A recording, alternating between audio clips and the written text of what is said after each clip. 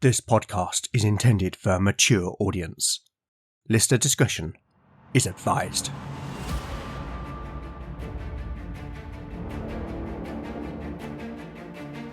Welcome back to Legend of the Bones. Following in the footsteps of giants, Legend of the Bones is a chimera. A mix of old-school tabletop RPG and dark fantasy storytelling.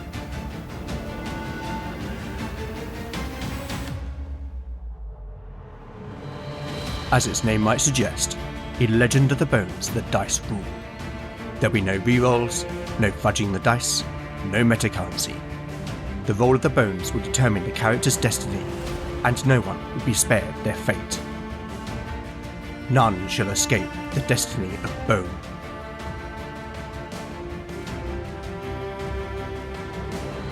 Last time on Legend of the Bones. Having descended into the underkeep of Kerodu, the companions located the gold disc which they sought on behalf of Wiglaf, the abbot of Innisgrin. But before they could escape with the treasure, Kier, Bjorn and Arn were magically lured by Nedra, the Serpent Queen, into her lair. There, in a many-pillared hall, the three men observed a strange circular room within a room. But before they could investigate further, Nedra appeared before them, along with 5 serpentine handmaidens. At that moment, Beric, Lena and Knut arrived behind them, shouting a warning to pull down their blindfolds. But it was too late. Nedra attempted to petrify Arn and then Bjorn with her malevolent gaze. Arn was able to resist, but Bjorn succumbed and was turned to stone before the Serpentines launched their attack. A bitter and bloody fight ensued, with most of the party blindfolded and fighting at a disadvantage. The situation looked grave.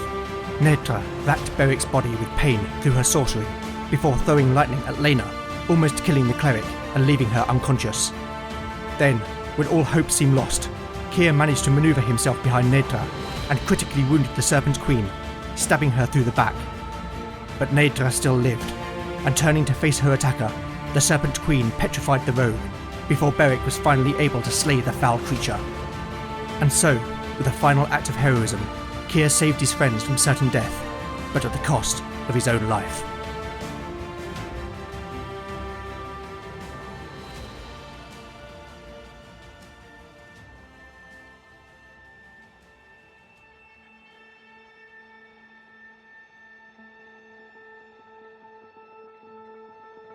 Chapter 31, Part 1, Day 33, Night.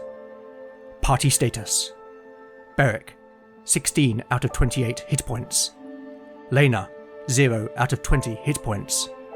Valen, 13 out of 15 hit points. Talion, 14 out of 16 hit points. Knut, 3 out of 20 hit points. Arn, 8 out of 12 hit points. Spells available: Valen has memorized Soothe. Talion has memorized Poetic Prose. Valen paced back and forth across the mead hall of Kerodu, anxious nausea biting in the pit of his stomach. Not long after his friends had descended into the lower level of the fortress, the familiar sounds of battle filtered up from the pit in the centre of the hall. He and Talion had listened over the hollow, where a soft light source near the base of the shaft gently illuminated a writhing mass of vipers. But for several minutes now, there had been nothing but silence. The wait was agonizing. Then there was the sound of footsteps on the stairway behind the profane idol. Talion, who had been sitting with Jenna, hurriedly got to his feet and, joining Valen, knocked an arrow to his bow. The two men stared on with bated breath, hoping for the best, but fearing the worst. Then, Beric appeared from behind the idol, followed immediately by a limping Knut, who was supported by Arn. Their armour was torn, and they were bleeding from many wounds. But Valen's eyes were on Beric, for in his arms, the big man carried the limp form of Lena. "No," Valen cried, rushing forward. "She lives," Beric reassured him. "But her wounds are grievous," he added, setting the cleric gently down on the flagstones, before retrieving his rolled-up cloak and placing it beneath her head. Valen knelt beside her, and seeing Lena up close, his heart sank. The visible skin of her face, arms and hands was covered in burns and blisters that formed a strange fractal pattern, like the fronds of a newly shooting fern. He stroked Lena's hair, then looked up at Beric as if seeking an answer, but in truth, he already knew. "Nadra," the big man said in answer. "She threw lightning at her." "She was a sorceress?" the mage asked, despite already knowing. Beric simply nodded in response. Vaylin gazed beyond the big man, to where Talion was helping Arn to support Knut, who was clearly badly injured and in considerable pain. "Where is Kier? And Bjorn?" he asked, looking back at the warrior. Tears ran down Beric's blood-splattered face. "Dead. They're both dead." He was suddenly overcome with grief, his huge shoulders shaking as he fought to suppress the sobs. Vaylin stood and put his arms around Beric and held the warrior. After a minute, he released his embrace and held the big man by the shoulders. "Their deaths will not be in vain, I promise you," he said softly. Beric cuffed away the tears and nodded. The mage returned his attention to Lena, gathering her up and carrying her into the suite of chambers that had been used by the Acolyte leader. Vaylin set the cleric down upon the cot and unburdened her from her armour. It was clear that the burns covered her entire body, flaring across her skin like a strange mystical tattoo. He poured some water into a basin on a nearby table and set about binding wet bandages around her body. When he was done, he simply sat with her, holding her hand in his own. He remembered her kiss, and with every ounce of his being, he willed her to live. To his surprise, he began to feel an energy between them, flowing from his hand into hers. Lena's breathing became less shallow, and her eyes fluttered slowly open. "Lena." A weak smile played across her lips. "This is becoming a habit," she said hoarsely, then grimaced, groaning in pain. "Hush now. You must rest." The mage placed his hand upon Lena's forehead. "Goff with him, Ikea Drake." Lena's eyes closed once more as Vaylin soothed her passage to sleep.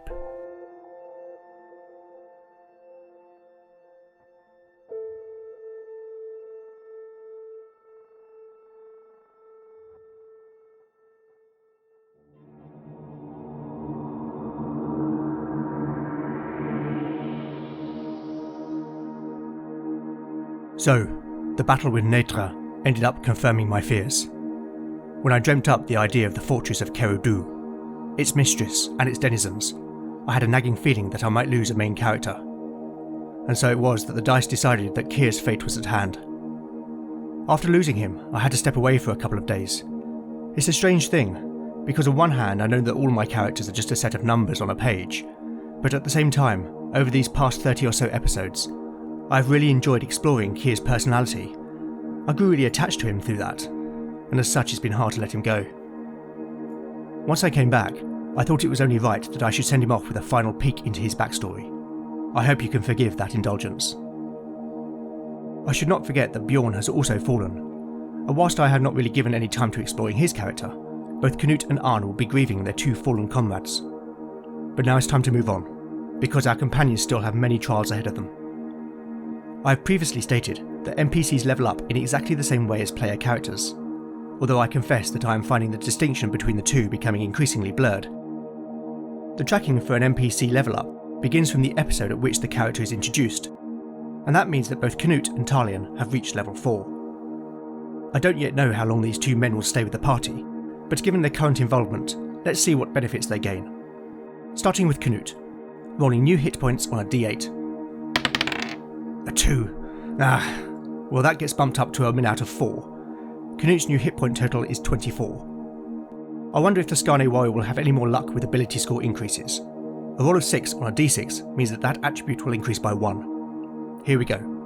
Strength 2. Intelligence 3. Wisdom. 5. Dexterity. 4. Constitution. A 6. Canut's constitution increases to 14. Well, he has survived being knocked about recently. And finally, charisma. A 5. In addition, as a 4th level fighter, Canute now benefits from an additional +2 to hit, meaning that with his strength bonus, he gets an impressive +4 to hit and +2 to damage. That hit bonus makes up for a pretty average level up for Canute. Now it's Talian's turn. Rolling a d6 for the bard's hit point increase. A 5. That's very nice. Talian's new hit point total is an impressive 21. Will there be any ability score increases? Strength. 5. Intelligence. A 6. Talian's intelligence increases to 14. This is important given that the bard is a spellcaster. Wisdom. Another 6. Talian's wisdom increases to 11. Perhaps the party's sense of duty and comradeship has rubbed off on him. Talian's dexterity is 18, so cannot increase further. Constitution. 4. And finally, charisma.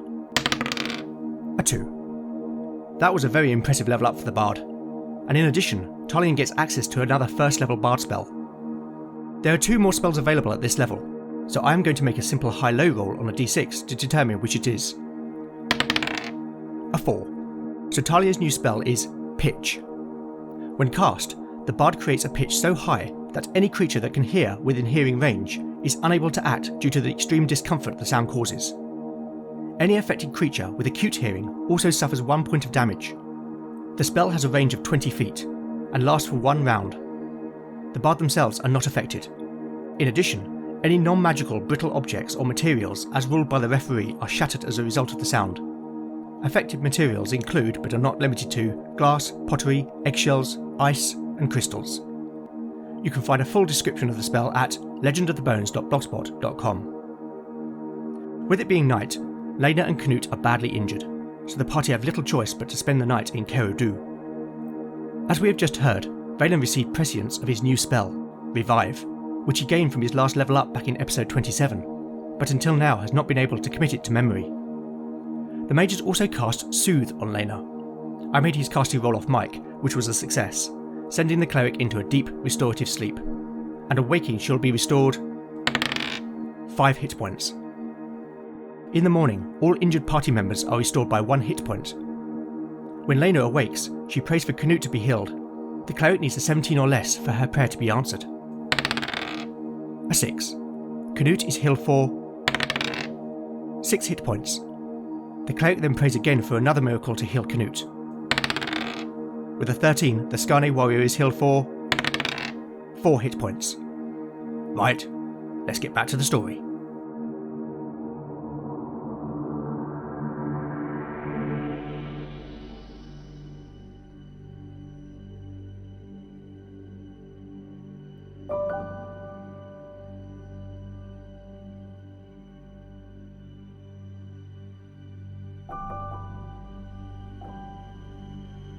Chapter 31, Part 2, Day 34, The Hour Before Dawn.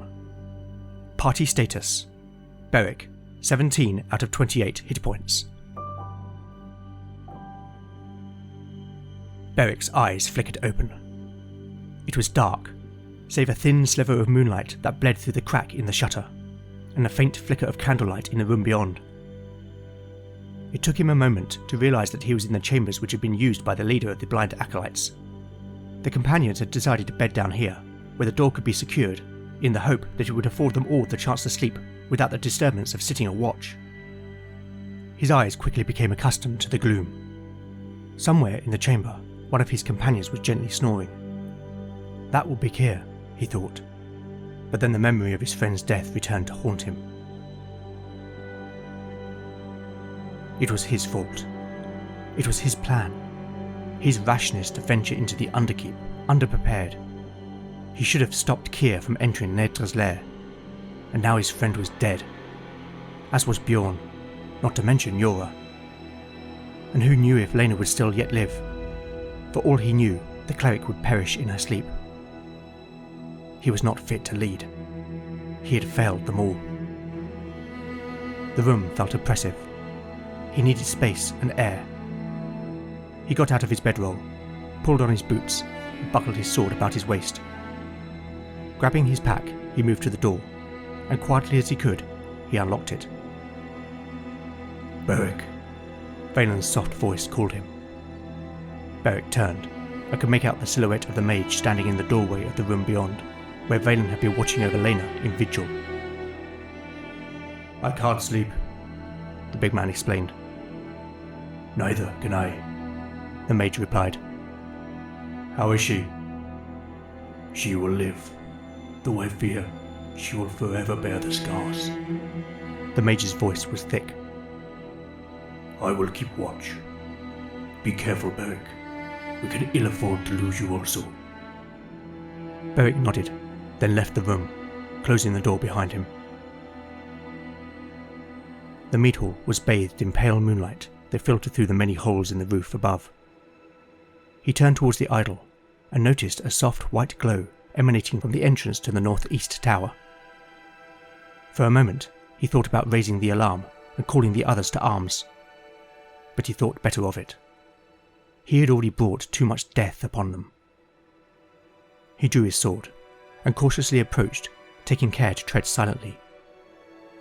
He had seen previously that the tower, or what was left of it, was gated. The stairs to the upper floor had collapsed, leaving an enclosed space, and the companions supposed that this was where the acolytes held their prisoners. The gate remained open, as it had been before, and he paused just out of sight. He was sure that they had cleared the fortress of enemies. Then he remembered there remained an unexplored chamber in the Underkeep. He mouthed a curse, and suddenly wished that he had brought his shield. Too late for that, he thought. Taking a deep breath, he quickly stepped around into the chamber. Huddled in the corner, silently crying, was a young woman. At least it looked like a young woman. Her body was translucent white, and the source of the ethereal illumination. She was dressed in nothing but undergarments, and all over her body she was covered in a multitude of small weeping puncture wounds. Beric instinctively took a step back from the apparition, and as he did so, the woman looked up.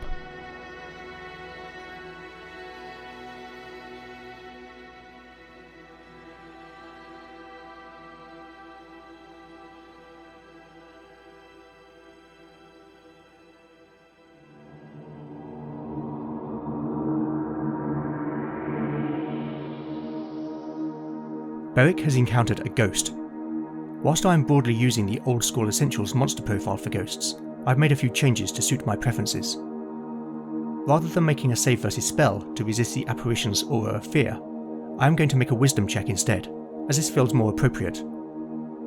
As such, Beric will need to roll less than his wisdom score of 9, else age 2d6 years and be forced to flee. Here is the roll. A 3. Now I'm going to make a reaction roll to see how this encounter will go. A 9. That's a possibly friendly reaction, but it does require a second roll. Alright then.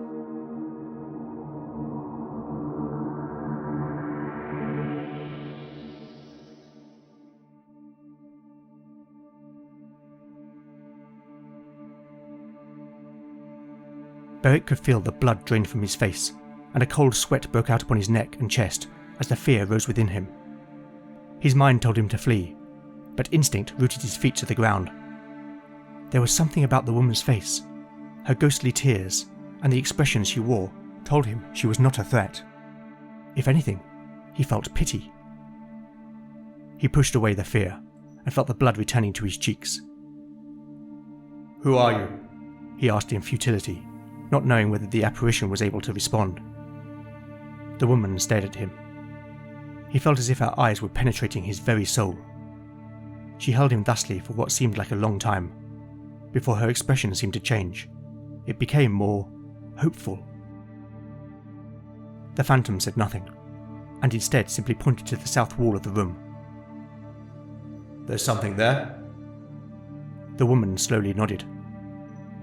Beric moved to where the ghostly woman indicated, and could immediately see that a small stone was protruding slightly from the wall. He pulled at it, which came easily free in his hand, and noticed something scratched on the back. A name. Cirque. In the cavity beyond, there was something wrapped in a piece of cloth. He took it out and removed the cloth to reveal a bronze pin brooch. It was not an object of high worth, though clearly well made, and decorated with interlacing knotwork. Beric looked back at the woman. Was this yours? The apparition slowly nodded again. Are you Cirque? This time she shook her head. A friend then? Or a relative maybe? This elicited another nod. Beric considered this for a moment. He held out the brooch. You wish this taken to them? Again a nod. Beric turned the brooch over in his hand and found himself saying, It will be done. You have my word. Though he had no idea where he might find this Cirque. The woman looked thankful, and the light of her body began to recede. It became concentrated in her chest, until all that was left was a glowing ball of light, hovering a few feet off the ground. It began to move towards Beric.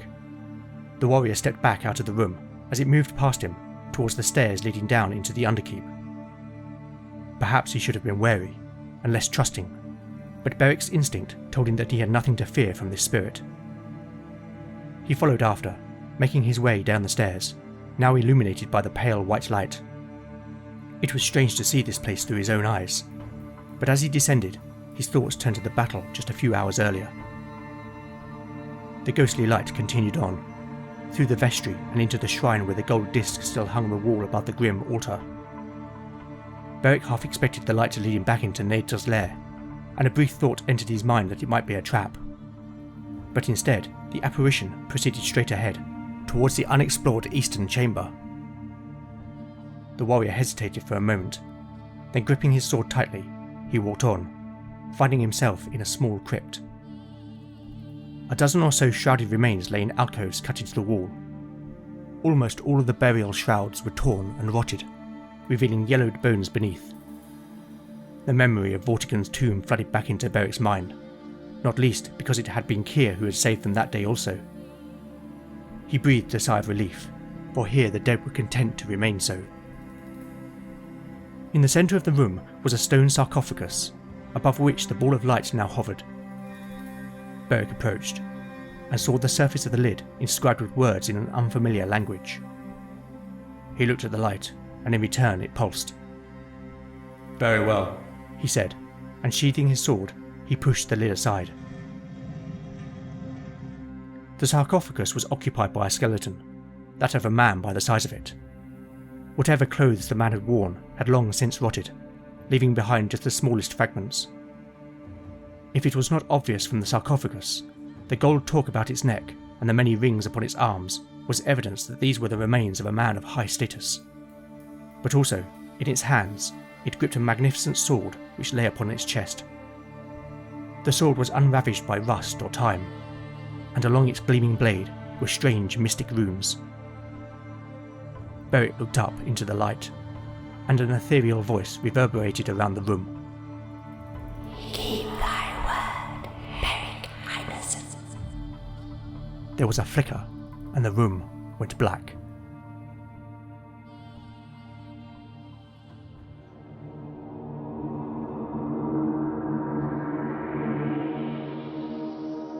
The sword that had come into Beric's possession belonged to Nadra's husband, who fought against the tyrant Vortigern. The blade's name, Callus Cleda, meaning hard sword, is written in runes along it. This is an enchanted weapon, whose blade can neither be dulled nor broken. The sharpness of the blade confers +1 to damage, and is also effective against creatures which are immune to normal weapons. As a magic item, Valen is able to identify it as such, and read the runes which are written in Murenish, but that is all. Once the party have risen and broken their fast, they recover the gold disc and find the following in Nadra's lair.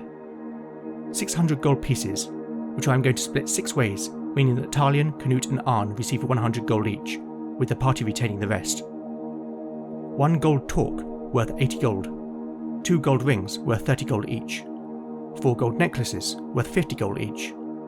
3 gold arm rings and 6 silver arm rings.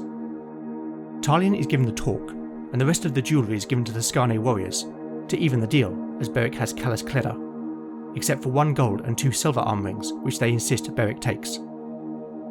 The party also find Nedre's spellbook, containing the spells Lure, Push, Rack, Serpent Staff, Clairvoyance, and Mindsight.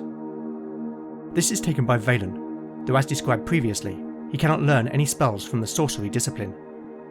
The mage also claims the Serpent Queen's bronze staff, an impressive haul then for the party, though I'm sure they would give it all up to have their fallen friends still with them. Okay, whilst I'm here behind the screen, I want to determine what, if any, connection Nedra has to the wider emerging narrative.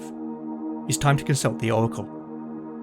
As she was alive at the time of King Vortigern, it stands to reason that she's likely to have knowledge of the 5 original keepers of the jewels.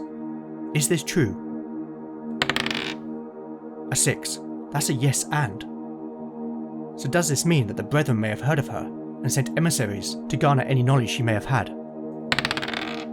A 4. That's a yes but. Okay, that gives me an idea. One more question, but I'm going to keep the answer to myself for now. Okay, so the only thing left is to find out what happens on the way back to the Überdrache. Day 34. Weather. 11. Warm and fine. Stumble upon. A 3. Nothing. Wandering encounters. A 6. Nothing. Well, that is a relief.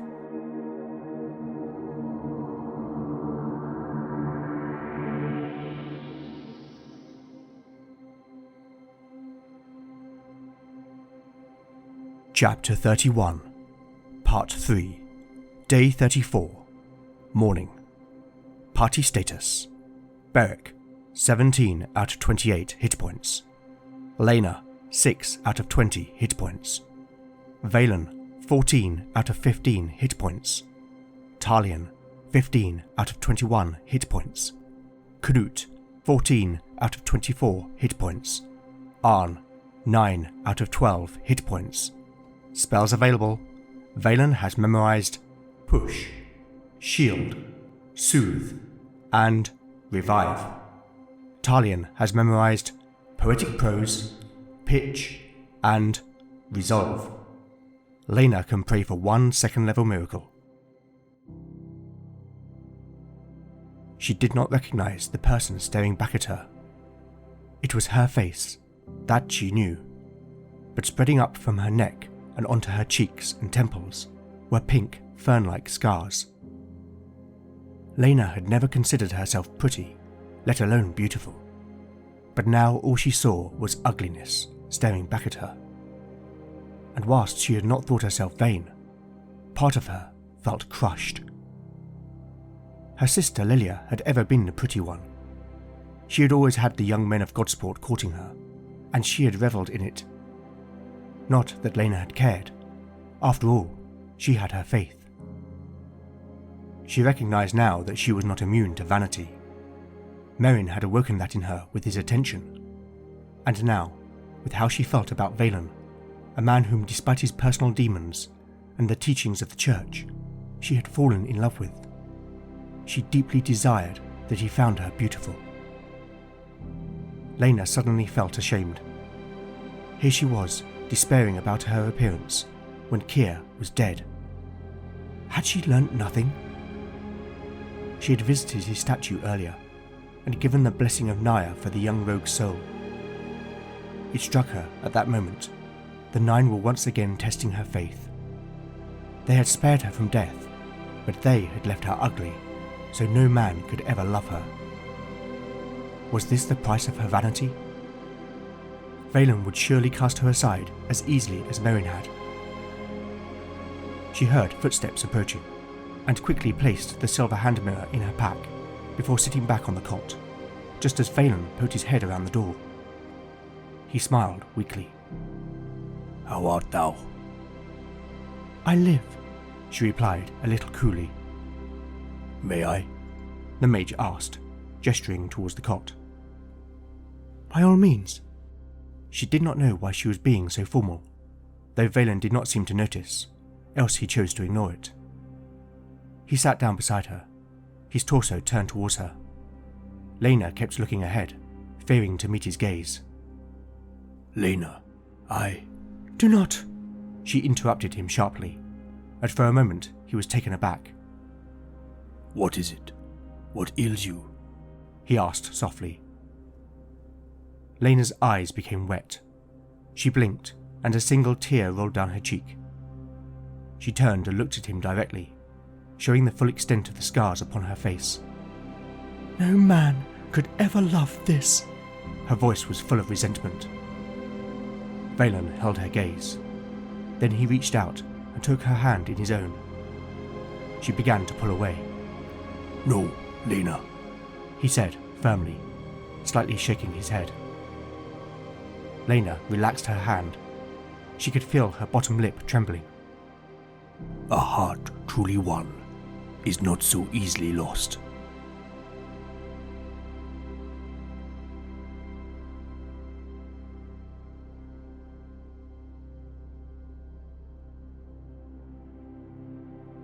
After recovering the spoils of battle, the companions pulled down the idol of the Serpent Queen, shattering the effigy into many pieces, and built a large pyre in the centre of the mead hall. They placed upon it the bodies of their enemies, along with anything that would burn, before dousing it in oil. The companions watched from the courtyard as the flames of the pyre burned fiercely, and it was not long before the whole fortress was ablaze, billowing plumes of black smoke into the sky.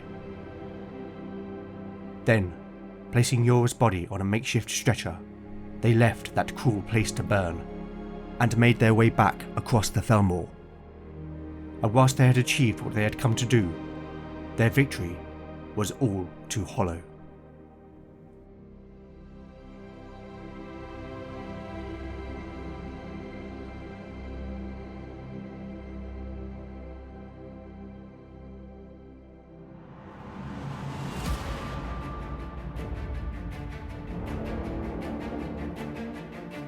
Thank you for listening to Legend of the Bones.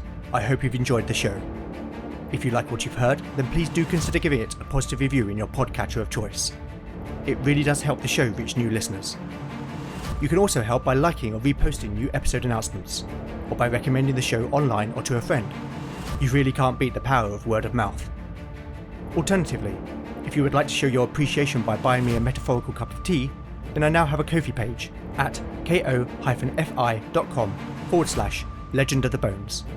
Any donations will go towards the show's running costs. I'd also love to know what you think of the show, and I do respond to every message I receive. So with that in mind, you can contact me on X at LegendBones, Mastodon at LegendBones at ttrpg-hangout.social, Instagram at LegendOfTheBones, email at legendofthebones@gmail.com, or go to legendofthebones.blogspot.com for show notes, house rules, character profiles, art, maps and more. Join me next time to find out what awaits our adventurers as the bones decide their fate. None shall escape the destiny of bone.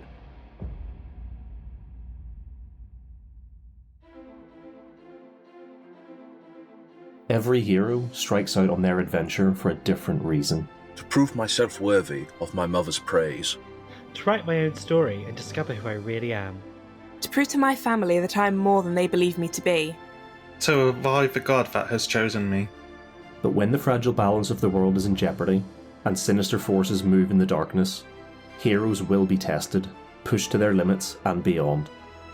And it will be left to them to determine if they are up to the task. There is a darkness rising. Will they be able to overcome the challenges and meet this evil head on? For my god. For my story. For my freedom. For the world. To restore the balance. Modified Role Season 2, The Chronicles of Erin, a D&D 5e actual play podcast. New season, new characters, new story. Find us on all the usual podcasting apps or at modifiedrole.com.